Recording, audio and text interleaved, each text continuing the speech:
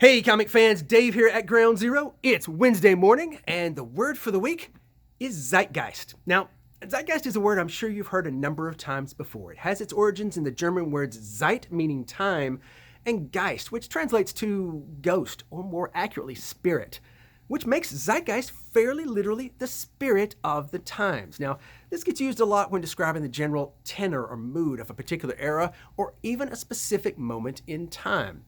It also comes up anytime they're describing multiple works of art that explore similar themes or territories. So why do I bring this up today, you ask? And I'm glad you did. Well, it's because last night I was reading through this week's batch of new comics, and the book that I read first, the one that I was most excited to read, most looking forward to, was this one, Little Monsters #1 from Image Comics. Now, I was looking forward to it for obvious reasons. It's written by Jeff Lemire, who is one of the favorite creators here at Ground Zero and always does just exceptional work. And it's drawn by Dustin Nguyen, who worked with Jeff on Ascender and Descender, two really great space epics that if you haven't read them, you really should go read them right now. Both creators at the absolute top of their game. Now, this particular book concerns a group of children who've been living a really, really long time in a burned-out husk of a post-apocalyptic world. In fact, we're talking decades, if not even centuries. Why so long? Well, they're vampires. Of course, they're vampires, and this has allowed them to have an extremely long childhood playing games and generally re-exploring their innocence over and over again. And it ostensibly has no adults in this world. Now, this book, of course, this first issue is like most books these days, mostly set up. It really explores the world and gives you a general idea of the setting and the premise, and then kind of ends with a usual kind of a bang that's going to set them off on a different path, perhaps even the path to adulthood. I don't know. With Jeff Lemire, I'm not going to make any predictions because I don't know where it's going. Now, if this sounds kind of familiar, kind of similar in territory, it's because you've been listening to my recommendations. Thank you very much.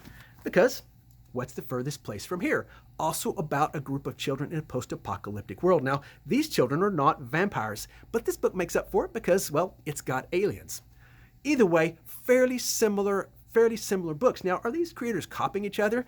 No, they're absolutely not. I think you get things like this because these creators are living in the same world we're living in, reacting to the same events that we react to, hosting some of the same fears and worries for the future that we have. So it's inevitable that creators are going to explore similar themes and territories. Now, what I like about both of these books, and frankly, I have really enjoyed this one, and I think it's pretty obvious I'm going to enjoy this one as well, is I don't know where they're going. I cannot tell you at all. I have no predictions where they're going, and that restores my faith in comics and rekindles my love of the medium.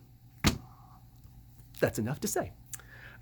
Okay, there are other books this week, and I'm going to go over them fairly briefly. And I'll actually go ahead and mention, this is my 99th video, so next one is the big 100, after which we're probably going to change things around a little bit in what we do on this channel. We'll see a little bit where we go. Now, this week, a couple extra books. We'll go through them fairly quickly. Primos, this is the second issue of this. This got a lot of hype, a lot of advance attention. Didn't sell all that terribly well here, so I still have copies of both the first and now second issue. So if you want to give this one a try, hey, it's here. Also brand new is Radiant Red, fairly new at least. The character premiered a couple of weeks ago in Supermassive, another book with a lot of hype that didn't really sell quite as well probably as everybody expected. But now we get Radiant Red so everybody can jump on it because, oh my gosh, it's got a big #1 on it. Speaking of big #1s, it's time for a new Punisher book. It's been a little while. I don't know, this is probably the 8th or 9th or 10th Punisher series, probably more than that actually. It's probably well into the dozen plus.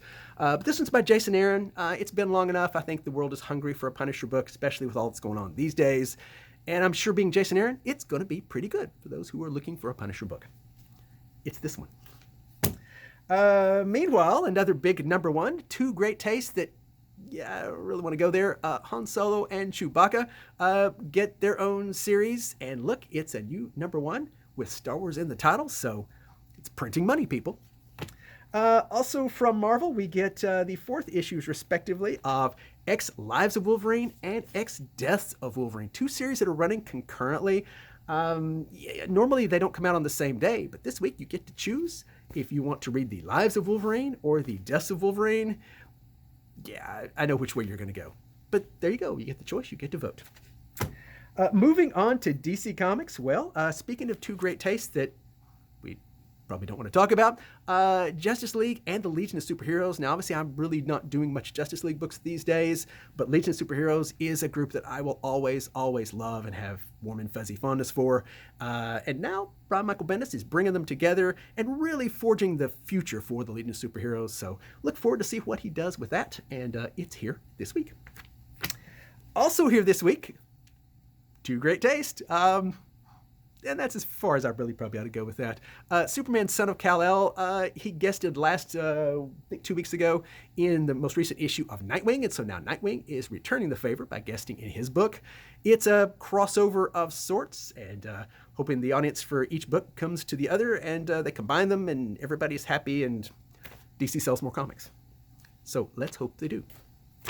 Let's see, a few weeks ago we got in Aquaman. Now, the thing about Aquaman was it was really the culmination of what they've been doing in the Black Manta and the Aquaman, whatever the Aquaman series was doing. But neither one of those sold. We were selling very, very low numbers on those books. So then Aquaman came out, and it was really just a continuation of that story and sold out.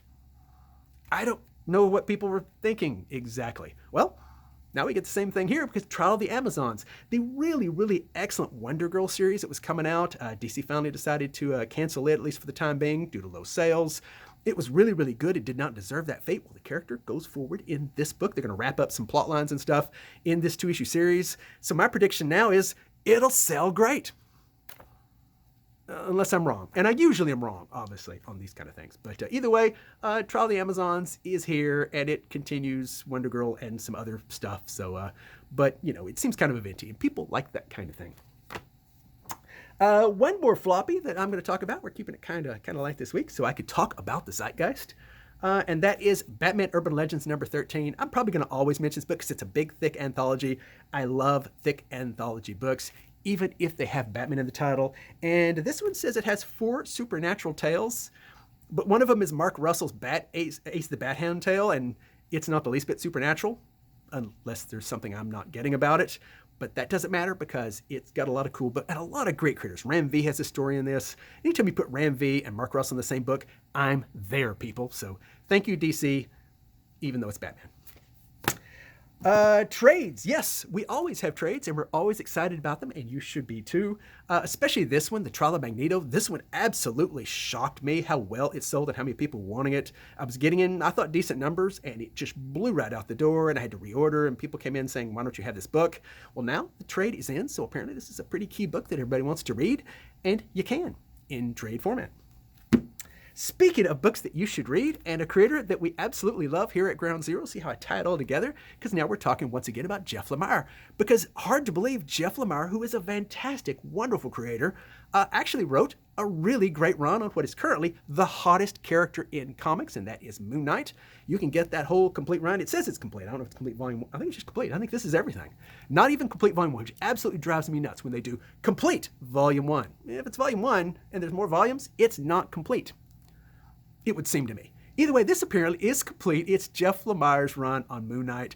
Jeff Lemire is fantastic, folks. Buy everything Jeff Lemire writes, and you will be happy, and we'll be happy, and I got a good feeling Jeff Lemire will be happy. So either way, it's in, and it's Moon Knight, so everybody wants Moon Knight now. Okay, only 3 more books to talk about, and then maybe we can stop this silliness. God Hates Astronauts is now out in this really, really massive, massive tome. Apparently it was out in hardcover, but I didn't see it. I would have bought it in hardcover if I'd realized it was out that way. But anyway, it's out from Image. I think it's Image. Yep, it's Image. Because that series was done in Image, and it's here. It's big. It's thick. I like big, thick omnibus books, and you should too. 2 more we'll talk about from our friends over at Valiant Comics. Ninjak's latest series gets the trade paperback collection treatment, and it's here this week. So honestly, we're big fans of Valiant. They dipped for just a little while, but they're back with a vengeance these days. And Ninjak is a character that's very popular, so, put it all together, people. I can't do all this for you. One more book I'm going to mention, because actually we need more books like this. Out of the Blue from Aftershock. This is Garth Ennis doing a war comic. I'm not always the world's biggest Garth Ennis fan, but he does war comics really, really well. I liked this a lot. It's got a really, really spectacular wartime art from Keith Burns. We need more of this. I would like to see more books like this on the stands. We need more war comics. And here it is. So buy this so they'll make more. And I'm sure Garth Ennis needs your money. Okay, that's it. Actually, that's it, folks. Like I said, this is number 99. Maybe that's why I'm a little goofy today. We'll see what happens with the next one and where we go from there. But either way, we appreciate you sticking with us as much as you have. For those of you who've watched all 99 of these videos, well, I appreciate it, and I thank you, and I kind of pity you just a little bit, but either way. Hopefully we'll get into more stuff as we go into the new year with Kate doing more videos about manga. Maybe I'll revive. I know I've had a lot of requests to do some more Interestingly Enough. We'll see if I can get to some of those. Either way, folks, thanks so much for being here as much as you have. We love you. As always, remember, it's not about having what you want. It's about wanting what you have. Folks, stay safe, visit your local comic shop, and have a great day, everybody.